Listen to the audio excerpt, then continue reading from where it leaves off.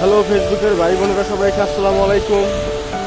আমরা সকাল দিকে কাজে আসছিলাম, তো 2 ঘন্টা কাজ করার পরে কোম্পানিতে কিছু একটা কাজের সমস্যা হয়েছে।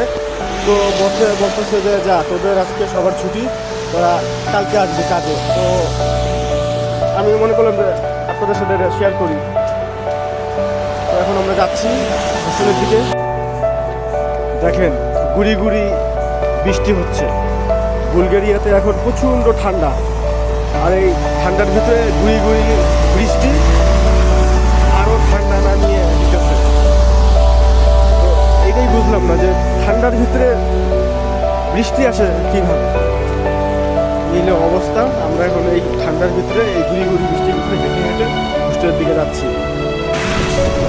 তো আমরা হাঁটতে হাঁটতে অবশেষে আমাদের হোস্টেলের এরিয়ায় চলে আসছি। এই যে এটার ভিতরে এলাকা